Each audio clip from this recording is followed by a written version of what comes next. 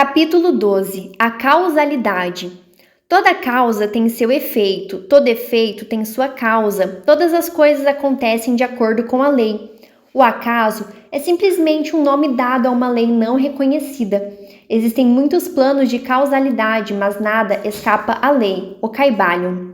O sexto grande princípio hermético, o princípio de causa e efeito, contém a verdade que a lei domina o universo, nada acontece por acaso, que este é simplesmente um termo para indicar a causa existente, porém não reconhecida ou percebida, que os fenômenos são contínuos, sem interrupção ou exceção. O princípio de causa e efeito está oculto em todas as ideias científicas antigas e modernas, e foi anunciado pelos instrutores herméticos nos primitivos dias. Quando se levantaram muitas e variadas disputas entre as diversas escolas de pensamento, estas disputas foram principalmente sobre os detalhes das operações do princípio, e ainda as mais das vezes sobre a significação de certas palavras. O princípio obscuro de causa e efeito foi aceito como exato praticamente por todos os pensadores denominado do mundo inteiro. Pensar de outro modo seria subtrair os fenômenos do universo do domínio da lei e da ordem, e proscrevê-lo ao domínio de uma causa imaginária que os homens chamaram o acaso. Uma pequena consideração mostrará a todos que em realidade não existe coisa alguma de puro acaso. Webster define a palavra acaso do modo seguinte: um suposto agente ou período de atividade diferente da força, lei ou propósito. A operação de atividade de tal agente, o suposto eleito deste agente, um acontecimento fortuito, uma causalidade, etc. Porém, um pequeno exame mostrar-vos-á que não existe um agente como acaso no sentido de uma coisa fora da lei, uma coisa fora de causa e efeito. Como poderia ser uma coisa que agisse no universo fenomenal independente das leis, da ordem e da continuidade deste último? Tal coisa seria inteiramente independente do movimento ordenado do universo e, portanto, superior a este. Não podemos imaginar nada fora do todo que esteja fora da lei. Isto somente porque o todo é a própria lei. Não há lugar no universo para uma coisa fora e independente da lei. A existência de tal coisa tomaria sem efeito todas as leis naturais e mergulharia o universo em uma desordem e ilegalidade caótica.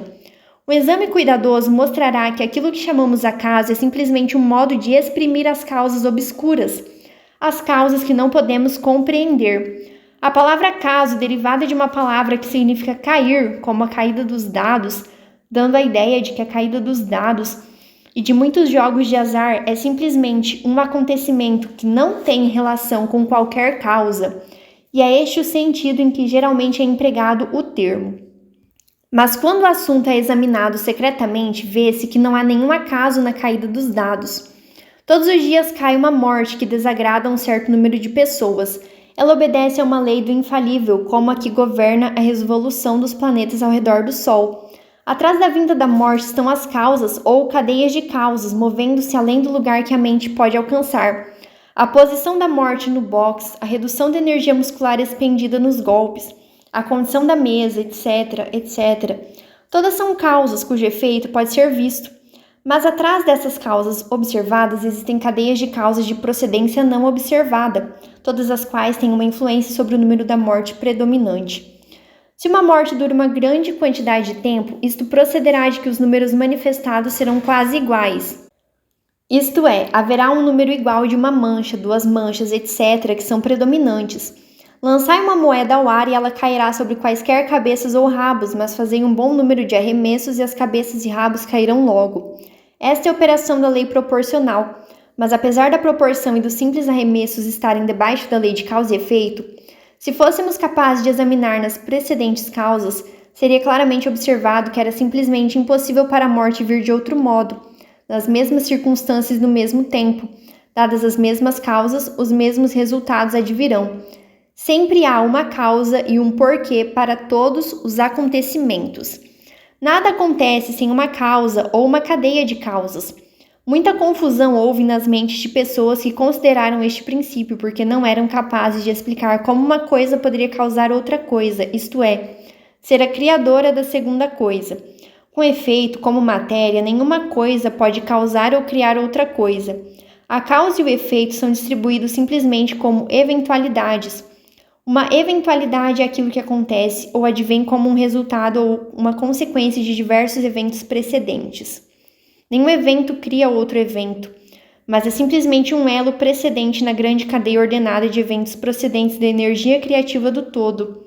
Há uma continuidade entre todos os acontecimentos precedentes, consequentes e subsequentes. Há uma relação entre tudo que veio antes e tudo que vem agora. Uma pedra é deslocada de um lugar montanhoso e quebra o teto de uma cabana lá embaixo no vale. A princípio, consideramos isto como um acontecimento casual, mas quando examinamos o assunto, encontramos uma grande cadeia de causas. Em primeiro lugar está a chuva que amoleceu a terra que suportava a pedra e que a deixou cair. Em segundo lugar, atrás desta está a influência do sol, de outras chuvas, etc., que gradualmente desintegraram o pedaço de rocha de um pedaço maior. Estão as causas que motivaram a formação da montanha e o seu levantamento pelas convulsões da natureza e assim até o infinito. Então poderíamos procurar as causas atrás da causa da chuva, etc. Poderíamos considerar a existência do teto. Enfim, logo nos envolveríamos em uma rede de acontecimentos, causas e efeitos de cujas malhas intrincadas não nos poderíamos desembaraçar. Do mesmo modo que o homem tem 2 pais, 4 avós, 8 bisavós, 16 trisavós e assim por diante, até que em 40 gerações calcula-se o número dos avós remontarem a muitos milhares. Assim é com o número de causas que se ocultam sob o mais trivial dos acontecimentos ou dos fenômenos. Tal como a passagem de uma delgada fuligem pelos vossos olhos. Não é coisa agradável descrever o pedaço de fuligem desde o período primitivo da história do mundo, desde quando ele formava uma parte de um tronco maciço de árvore, que foi primeiramente transformado em carvão e depois até que passou agora pelos vossos olhos no seu caminho para outras aventuras. E uma grande cadeia de acontecimentos, causas e efeitos trouxe-o à sua condição presente. E a última é simplesmente uma cadeia dos acontecimentos que poderão produzir outros eventos centenas de anos depois deste momento. Uma série de acontecimentos procedentes do delgado pedaço de fuligem foi escrita destas linhas que fez o tipógrafo mestre reformar certa palavra, o revisor fazer a mesma coisa e que produzirá certos pensamentos na vossa mente e de outros que por sua vez afetarão outras e assim por diante conforme a habilidade do homem para raciocinar.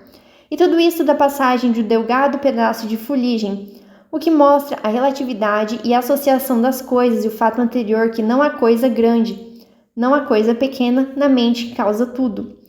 Detende-vos a pensar um momento. Se certo moço não tivesse encontrado uma certa moça no obscuro período da Idade da Pedra, vós que agora estáis lendo estas linhas, não existiríeis agora. E talvez, se o mesmo casal não se encontrasse, nós que escrevemos estas linhas não existiríamos também agora.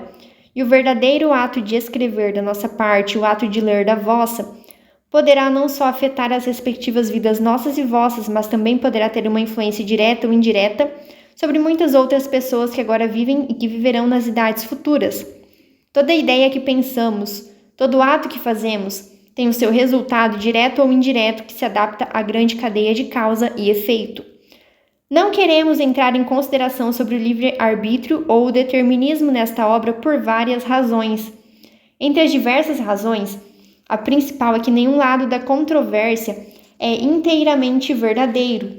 Com efeito, ambos os lados são parcialmente verdadeiros de acordo com os preceitos herméticos. O princípio de polaridade mostra que ambos são meias-verdades, polos opostos da verdade. Os preceitos são que o homem pode ser livre e, ao mesmo tempo, limitado pela necessidade, dependendo isto da significação dos termos e elevação da verdade, cuja significação é examinada. Os escritores antigos expressam este assunto assim: a criação que está mais distante do centro é a mais limitada. Quanto mais próximo chega do centro, tanto mais livre é. A maioria das pessoas são mais ou menos escravas da hereditariedade dos que as rodeiam, etc., e manifestam muito pouca liberdade. São guiadas pelas opiniões, os costumes e as ideias do mundo exterior e também pelas suas emoções, sensações e condições, etc. Não manifestam domínio algum digno de nome. Indignamente repudiam esta asserção, dizendo, pois, eu certamente sou livre para agir e fazer como me apraz. Faço justamente o que quero fazer, mas deviam explicar melhor o que quero e o como me apraz, que os faz querer fazer uma coisa de preferência a outra, que lhes faz a prazer fazer isto e não aquilo. Não existe porquê para o seu prazer e desejo. O mestre pode mudar estes prazeres e vontades em outros no lado oposto do polo mental. Ele é capaz de querer por querer, sem querer por causa das condições, emoções, meios sem tendência ou desejo. Sensações ou sugestões da maioria das pessoas são arrastadas como a pedra que cai, obediente ao meio, às influências exteriores e às condições e desejos internos, não falando dos desejos e das vontades de outros mais fortes que elas, da hereditariedade, da sugestão que as levam sem resistência da sua parte, sem exercício da vontade, movidas como os peões no jogo de xadrez da vida, elas tomam parte neste e são abandonadas depois que o jogo terminou.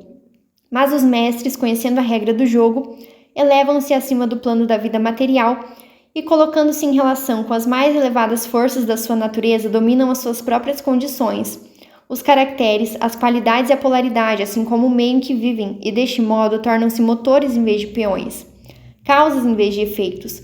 Os mestres não escapam da causalidade dos planos mais elevados, mas concordam com as leis superiores e assim dominam as circunstâncias no plano inferior. Eles formam parte consciente da lei sem serem simples instrumentos, enquanto servem nos planos superiores, governam no plano material. Porém, tanto nos superiores como nos inferiores, a lei está sempre em ação.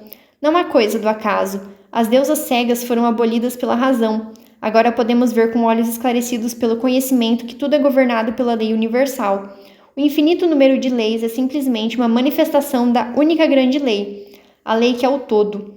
É verdade, contudo, que nem mesmo um pardal fica descuidado à mente do todo, assim como os cabelos da nossa cabeça são contados, como disseram as Escrituras. Nada afora da lei. Nada do que acontece é contrário a ela. Contudo, não cometais o erro de supor que, por causa disso, o homem é simplesmente um cego autômato.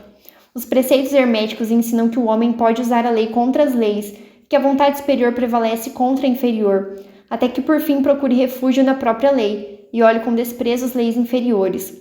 Sois capaz de compreender a mais íntima significação disto?